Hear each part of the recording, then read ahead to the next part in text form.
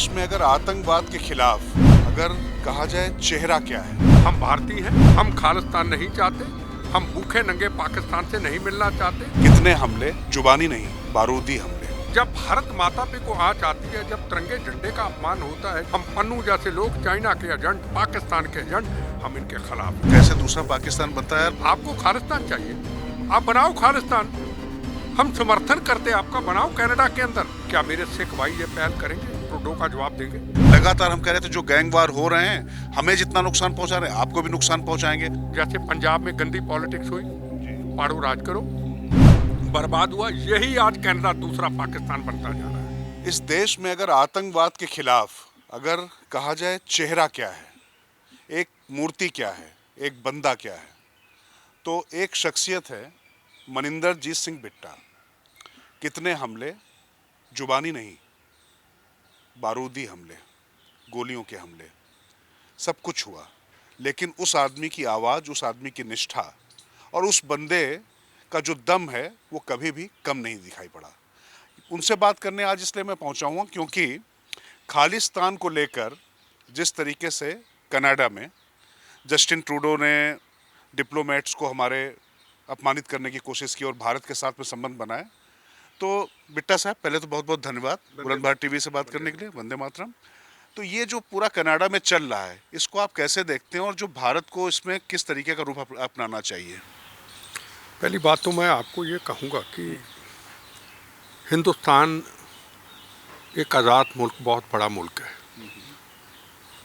Culture अलग अलग हैं, संस्कृति भी कई जगह पे अलग है, कई जगह पे एक जैसी है। हमेशा पंजाब की आवाज़ ही कनाडा, अमेरिका और यूके, ऑस्ट्रेलिया में क्यों उठती है। गुजरात के हज़ारों बच्चे मेरे दोस्त हैं, उनके बच्चे हैं, वो कनाडा में कारोबार करते हैं, कनाडा में पढ़ने जाते हैं, ऑस्ट्रेलिया में पढ़ने जाते हैं, व्यापार करते हैं, पर उनकी संस्कृति और उनके संस्कार, चाहे महाराष्ट्र हो चाहे यूपी हो, हमारे से पंजाब से अलग क्यों हो जाते हैं। जब भारत माता पे को आँच आती है, जब तिरंगे झंडे का अपमान होता है, जब तिरंगे झंडे के अशोक चक्कर में कृपान और खंजर से कीता तो उनके सीने पे लगती, तो हमारे पंजाब के लोग वहाँ पे हैं जहाँ हिंदुस्तान में हैं, वो उसका जवाब क्यों नहीं देते। ट्रूडो की जो बात की, इसकी बात का मेरा जो लाइफ का अनुभव है, इसकी बात का एक ही जवाब था कि हिंदुस्तान से बैठा हुआ भारतीय, दुनिया में बैठा हुआ सच्चा भारतीय सिख, जहाँ हिंदुस्तान का सिख, कोई और कौम मजहब नहीं, बुराना को माने, अपने गुरुद्वारा साहब के अंदर ये उसने भारत पे हमला किया है, भारत माता हिंदुस्तान पे हमला किया है, ये हर भारतीय पे हमला हुआ है, हर सिख पे, सेकुलर सिख पे, हर हिंदू पे, हर सेकुलर मुसलमान से, हर सेकुलर ईसाई पे, हर मजहब, हर धर्म पे हमला हुआ है, अकेला भारत पे हमला नहीं हुआ है। तो क्या इतना भी हम नहीं कर सकते? पूरे देश के कोने में गुरुद्वारा साहब, कोने कोने में, यहाँ हिंदू, मुसलमान, सिख, ईसाई नमस्तक होता है, सिख भाई कम जाएं और हिंदू और दूसरी कौम का व्यक्ति फक्र से सिर झुका के, सिर पे कपड़ा बांध के नमस्तक होता है। क्या मेरे सिख भाई ये पहल करेंगे? ट्रूडो का जवाब देंगे। गुरुद्वारा साहब में संगत बुलाएं, हजारों की भीड़ बुलाएं, ऐलान करें आप आइए। हमारे भारत का अपमान पूरी दुनिया में किया जा रहा है, जहां हम सुरक्षित है, जहां हम सेफ हैं, जहां हमारे गुरु महाराज गुरु तेग बहादुर हिंद की चादर ने चांदनी चौक में लाल किला में शीश निछावर किया था। गुरु गोविंद सिंह के 2 लालों को नींव में चनवा दिया गया था। छोटी उम्र में गुरु गोविंद सिंह जी का जन्म स्थान पटना साहिब और आखिरी स्थान महाराष्ट्र में नंदेड़ साहब। ये पूरा हिंदुस्तान हमारा है, हम पे हमला हो रहा है, सिख कौम को, भारत को अपमान करने की कोशिश करते। इतना कह दें, हम भारतीय हैं, ये हमारे गुरुओं का देश है, हम खालिस्तान नहीं चाहते, हम भूखे नंगे पाकिस्तान से नहीं मिलना चाहते, हम पन्नू जैसे लोग, चाइना के एजेंट, पाकिस्तान के एजेंट, हम इनके खिलाफ हैं। हम भारतीय हैं, हम सरदार हैं, हिंदुस्तान के गुरुओं के सरदार हैं। ये ट्रूडो की हिम्मत क्या है कि इसकी आवाज़ कहीं निकल जाए। अरे खालिस्तान आप पंजाब में चाहते हैं, खालिस्तान आप हिंदुस्तान में चाहते हैं, नारे आप कनाडा, ऑस्ट्रेलिया, अमेरिका में लगा रहे हैं, ये कहाँ का असूल है भाई? आपको खालिस्तान चाहिए, आप बनाओ खालिस्तान, हम समर्थन करते हैं आपका, बनाओ कनाडा के अंदर, जहाँ पे रोज तिरंगे झंडे का अपमान करते हैं, जहाँ भारत का अपमान करते हैं, यहाँ देश को अपमानित करते हैं, जहाँ अम्बेसियों के अंदर अम्बेसडरों के ऊपर हमला करते हैं, तो आप करिए ना। भारत में ने आपका क्या बिगाड़ा? एक तो भारत से आप बेगुनाह लोगों का कत्लेआम करके, चंद लोग, निज्जर जैसे लोग, रोडा जैसे लोग, आप विदेशों में चले गए 36,000 लोगों को कत्लेआम करके, 19,000 हिंदू भाइयों का कत्लेआम करके, गांव के गांव खाली करा दिए हिंदू भाई। मैंने 1947 एक हमारे बुजुर्गों ने देखी, मैंने 1947 देखी, मेरे हिंदू भाई अपनी माँ बहन बेटियों को डर के मारे, गोलियों से डरते पंजाब छोड़ के चले गए। क्या बिगाड़ा था? क्या किसी के हाथ में कृपान थी, किसी के हाथ में बंदूक थी, किसी के हाथ में तीर कमान था? मानवता के लिए सिख कौम सजाई थी। आपने गुरु महाराज की मर्यादा के उल्ट आपने हिंदू भाइयों को, 19,000 हिंदू भाइयों का कत्लेआम कर दिया, हमारे जैसे सेकुलर सिखों के ऊपर बम चला दिए। ये सिख कौम की पहचान नहीं थी। ये बोले गुरुद्वारा साहब के अंदर क्यों नहीं आवाज़ उठती जी? हिंदू बोले तो फिरका परस्त, हिंदू बोले तो आरएसएस, हिंदू बोले तो बीजेपी, हिंदू बोले तो नफरत फैलाने वाला। तो मेरे सरदार साहब कहाँ हैं जी? मुझे गाली देंगे जी, मुझे कोई परवाह नहीं, मुझे भारत माँ प्यारी है, तेरा वैभव अमर रहे माँ, हम दिन चार रहे ना रहे। क्यों ना बोले जी? कारोबार यहाँ, व्यापार यहाँ, ट्रांसपोर्ट यहाँ, बिजनेस यहाँ, और हम बोले भी ना। और खालिस्तान का मुद्दा, क्या पंजाब के बाहर का मेरा सिख भाई खालिस्तान चाहता है? ना पंजाब का चाहता, ना बाहर का चाहता है। क्या खालिस्तान चाहता है? क्या उसको नहीं पता कि 84 के दंगे क्यों हुए, किसकी गलतियों से हुए? क्या इंदिरा गांधी को अगर शहीद ना किया होता, क्या 84 के दंगे होते? मेरा सवाल है। और 84 के दंगे, इंदिरा गांधी को मारने वाला बेअंत सिंह, उसके बेटे को आप एमपी बना देते हैं। और आपका 84 के दंगों के जिनके ऊपर हुए, उनका कसूर क्या था? इनकी गलतियों से हुआ। सवाल सबसे बड़ा है, सिख समाज से धर्मगुरु आगे निकले ना, सिख समाज से सिख लोग आगे निकले ना। ट्रुडो सिर्फ इलेक्शन के कारण, जैसे पंजाब में गंदी पॉलिटिक्स हुई, पाड़ो राज करो, बर्बाद हुआ, यही आज कनाडा दूसरा पाकिस्तान बनता जा रहा है। ये आप पहले भी कह चुके हैं बिट्टा साहब, कैसे दूसरा पाकिस्तान बनता है। और इस बात की पुष्टि इस बात से भी होती है कि निर्झर को हम प्रत्यर्पण करने की बात कर रहे थे, नहीं किया। लगातार हम कह रहे थे जो गैंगवार हो रहे हैं, हमें जितना नुकसान पहुंचा रहे हैं आपको भी नुकसान पहुंचाएंगे। अब वहां पर भी उन्होंने वही ठोकना शुरू कर दिया है। तो अब मेरी बात सुनो, नार्को टेररिज्म अगर सबसे दुनिया में फैलाया जा रहा है, उसका सबसे बड़ा अड्डा कनाडा, और सारे लोग ज़्यादा सिख समुदाय से हैं।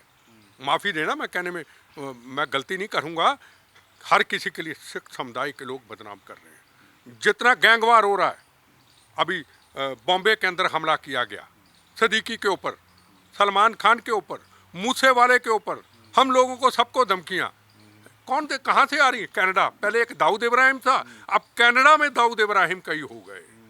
अमेरिका के अंदर अमेरिका एक नाम था, सबसे सेफ कंट्री, और वहाँ पे ऐसी हरकतें। चलो कनाडा तो मान लिया, अमेरिका के अंदर ऐसी घटनाएं, उस देश का क्या होगा जिस देश के अंदर ये लोग घुस जाएंगे? ये जहाँ जाते हैं चंद लोग, ये पगड़ी पहन के, चंद लोगों की बात कर रहा हूँ, सारे बुरा ना मनाएं, ये सिख कौम को बदनाम करते। कभी सिख कौम जनाब होती थी, हिंदू फैमिली से माँ कहती थी मेरे 2 बच्चे होंगे, एक सरदार बनेगा। हिंदू फैमिली के मेरी माँ कहती थी मेरी 2 बेटियां बैठी हैं गाड़ी ट्रेन के अंदर, मेरा सरदार बैठा है पगड़ी वाला, मुझे फिक्र नहीं, मुझे मेरी बेटियों को मुझे आँच नहीं आएगी। आज हमारी पगड़ी अगर को देखता है ना, कहता है यार ये तो वही आ गए जिन्होंने सिंधु बॉर्डर के ऊपर किसी का हाथ काट दिया था, टुकड़े टुकड़े कर दिए थे, जो प्रधानमंत्री को मारने। हमारे अंदर बात ही एक होगी, हम काट देंगे, हम मार देंगे, हम बम चला देंगे, हम प्रधानमंत्री, ये हमारी पहचान है। इन पूछना चाहता हूँ चंद खालिस्तानियों को, पूछना चाहता हूँ पन्नी को, ये हमारी पहचान है? नहीं नहीं, हमारी पहचान थी मानवता की रक्षा, इन्होंने हमारी पहचान कातल बना दी। तो इस जो पहचान को लेकर जैसे आप प्रतिकार कर रहे हैं, जो आपकी आंखों में, आपकी आवाज़ में जो गुस्सा और दर्द जो हमें दिखाई पड़ रहा, झलक रहा, यहाँ आपको लगता है कि सिख समुदाय में भी इसी तरीके का रोष पनप रहा है और कनाडा में ट्रूडो को जवाब देने के लिए ये सही समय आ गया? देखो जी, कोई हो, किसी भी पॉलिटिकल पार्टी में सिख समुदाय के लीडर हैं, अब ये टाइम ले लो, लिस्ट निकाल लो, सबको फ़ोन करो कि हम आपकी इंटरव्यू लेने चाहते हैं। अगर सिख समुदाय का, जिम्मेदार पार्टियों की बात करता हूँ, अगर आ जाए सामने बोलने के लिए, पकड़ लेना, और शाम को 5 बजे बात कह देना ये पॉलिटिकल डिबेट रुमाल निकाल के आ जाएगा। यार क्या मजाक है ये। भारत, भारत माँ, कुर्बानियों का देश, भगत सिंह का देश, राजगुरु सुखदेव का देश, मंगल पांडे का, इस्तफाक उल्ला खां, रानी झांसी का देश, जलियांवाला बाग के हिंदू मुस्लिम सिख ईसाइयों के खून से बना हुआ देश। वो लीडर, वो राजनीतिक थे जो अंग्रेजों के साथ पॉलिटिक्स करते थे। आज की पॉलिटिक्स कितनी बदल गई जी, मुझे बताइए। हम हर चीज बोलने के टाइम पे सोचेंगे अरे हमारा मुस्लिम वोट टूट जाएगा, हमारा सिख वोट टूट, नहीं। भारत माँ के टुकड़े ना हो, भारत माँ पे आंच ना आए, तिरंगे झंडे का अपमान ना हो। जगह जगह पे तिरंगे झंडे का मान, पैरों में, सिर पे दस्तार और पैरों में फुटबॉल बना के रोता जाता है, उस पे नाचा जाता है।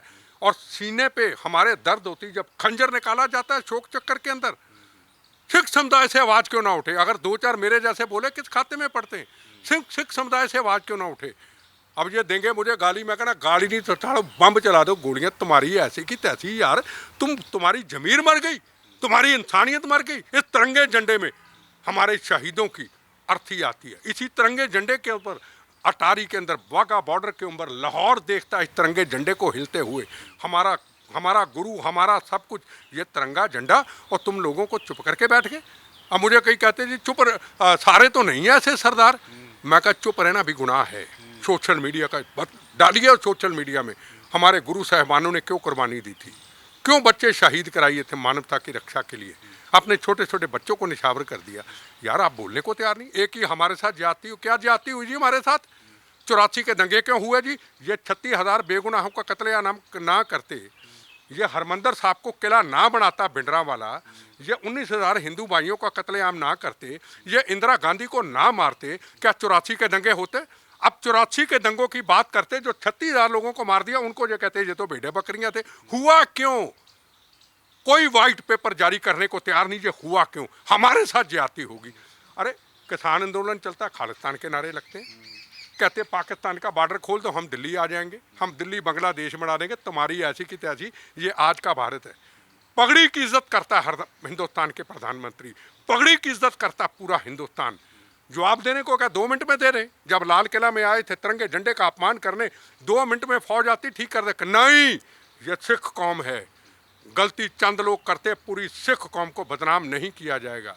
पुलिस वालों ने लाठियां खाई, सीआरपी ने लाठियां खाई, पैरों पे रोदा गया, ट्रैक्टरों के नीचे, पर किसी सिख भाई के ऊपर लाठी नहीं चली।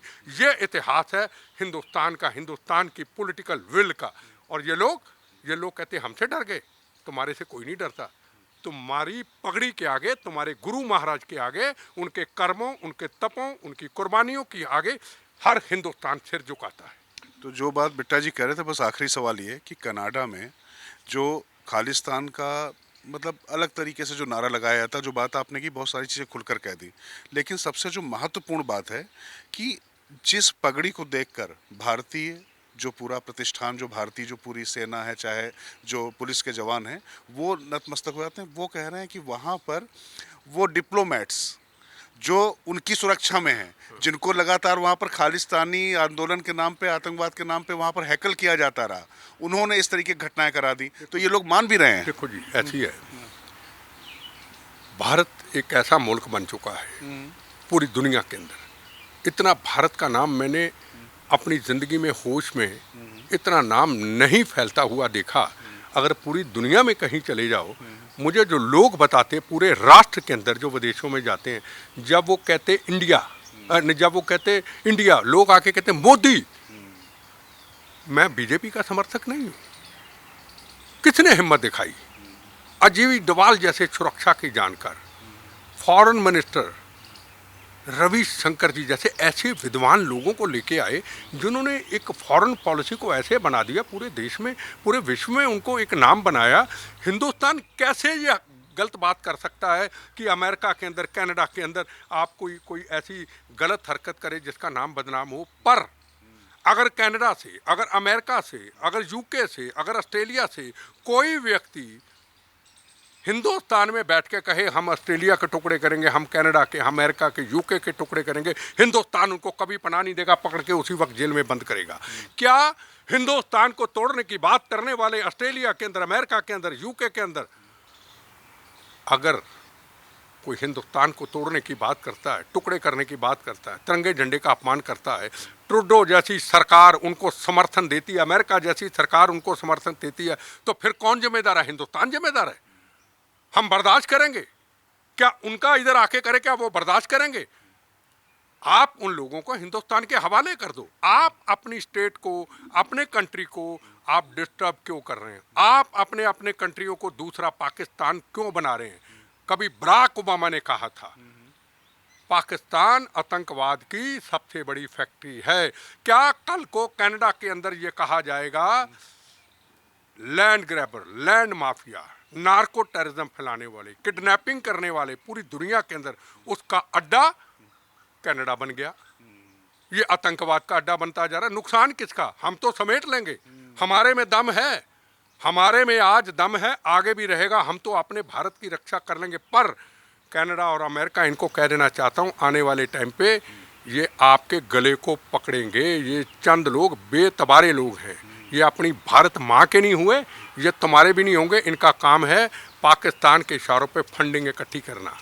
और इतनी सुंदर दस्तारें सजाते हैं, इतनी इतनी हमारी दाढ़ी होती है, कितने पवित्र रूप होते हैं, और मुंह चंद लोगों के देखो क्या कहते हैं भारत के खिलाफ। अरे भारत ने हमको क्या नहीं दिया?